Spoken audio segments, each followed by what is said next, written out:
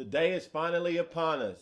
The 2014-15 NBA season tip-off is just hours away, and there's a lot of great storylines heading into this season. KD went down to injury. Paul George went down to injury. How will this affect both the Thunder and the Pacers? King James returns to Cleveland, as well as Kevin Love joining him there. Where does Cleveland rank against the other teams in the East and even out West? And the Chicago Bulls, with the addition of Pau Gasol and Derrick Rose back at full strength, how will that affect the position of power in the Eastern Conference? All that and more next on the Best Damn NBA Preview.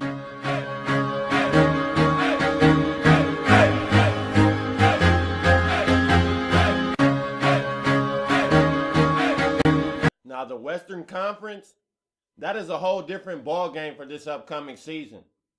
I can see a lot of teams possibly having a chance to make it out the West. I would say 4 to 5.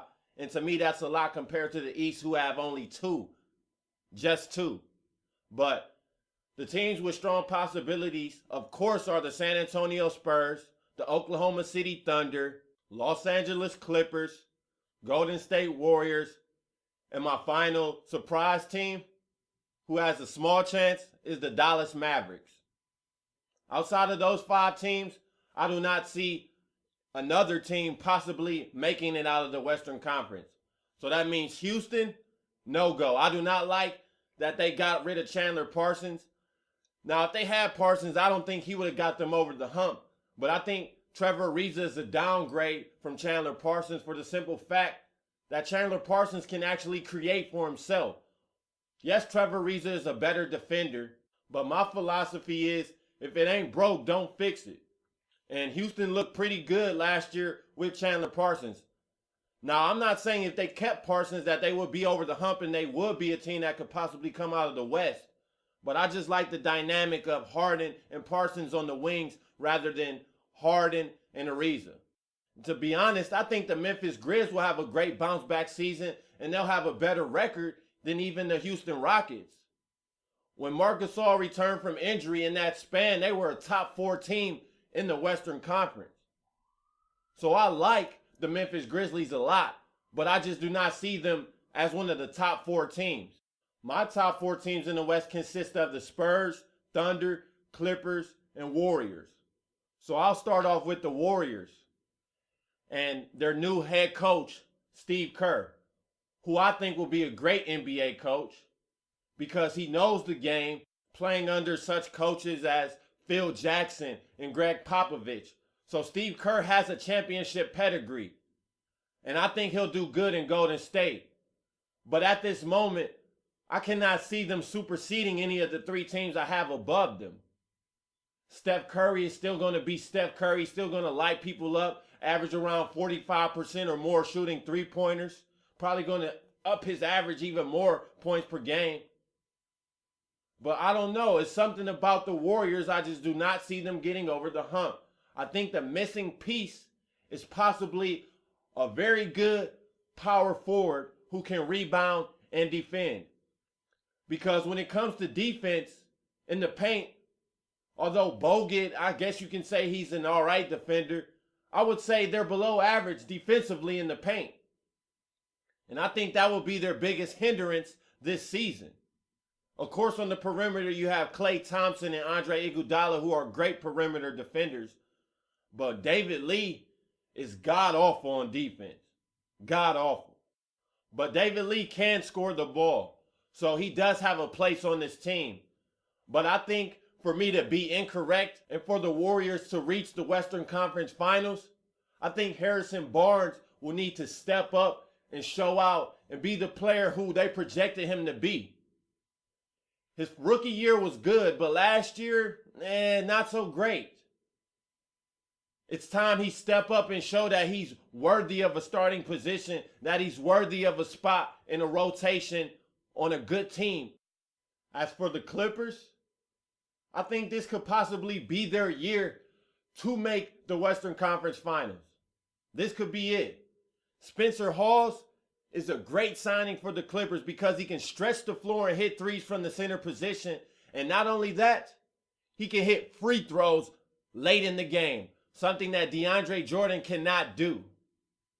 So now the Clippers have a big man they can play down the stretch. Now Spencer Hawes is nowhere near the athlete that DeAndre Jordan is, so he will not be making those key blocks that DeAndre Jordan makes from time to time. But he can hit free throws, he can hit three-pointers, and he's a quality defender down low. Spencer Hawes was a great pickup for the Clippers. And Doc Rivers, I think him cementing more of his philosophy for another year and following the Donald Sterling drama, that this Clippers team will be enthused and they will be ready to show that they are a legit contender out west. Chris Paul cannot come up small in the playoffs as he did last year and as he has throughout his whole career. Never made it out the second round, but I think this year he has the best chance of doing so. He has a great team around him, a great coach, and the OKC Thunder best player in Kevin Durant is coming off an injury, and he's not even back yet from the injury. So now the Clippers can build ground on OKC in the regular season and possibly have home court if they do face off against OKC. So this regular season means a lot to this Clippers team. They should want to finish second so they can have at least home court advantage all the way through the Western Conference Finals. And I think they'll even have a chance to get home court advantage through the finals. But they can't have many slip-ups along the way during the regular season because we know the San Antonio Spurs are a machine, a well-oiled machine that are going to get the results they need. And on to the OKC Thunder. Now, I've already spoken on them earlier in this podcast, so I'll just say this on the OKC Thunder. With Kevin Durant out, this will give Russell Westbrook the green light that he always wanted. But when Kevin Durant returns, how will this affect them? If Russell Westbrook and the Thunder take off without Kevin Durant, how will this affect KD's psyche as he's trying to reacclimate himself into the team? Will he be less dominant? Will he take less shots? And what if Russell Westbrook and the Thunder are bad when KD comes back in? Will Westbrook want to relinquish some of his shots and allow KD to become the alpha male again on the squad?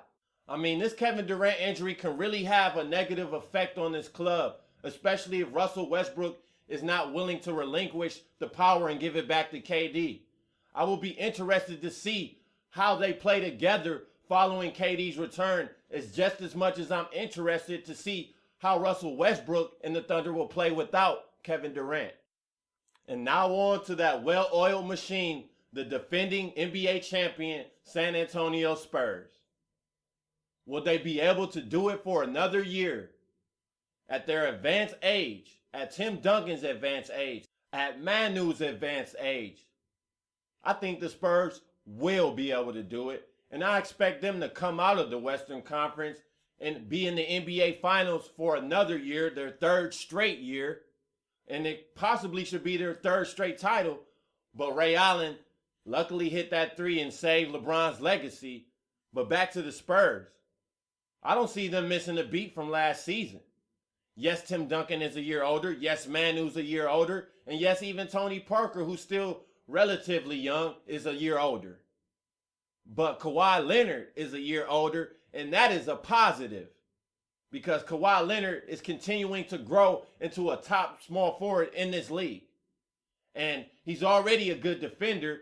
If he just can develop his offensive game a little bit more, the sky's the limit. I look at Kawhi Leonard as the next big thing in San Antonio. He will be carrying this team when Tim Duncan passes the torch. I see Kawhi Leonard being a 20 points per game type of player in the near future.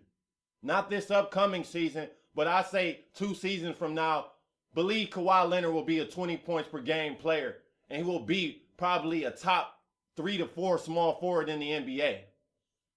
But the brand of basketball the Spurs play, the unselfishness, the team basketball, it's really a beautiful thing to watch.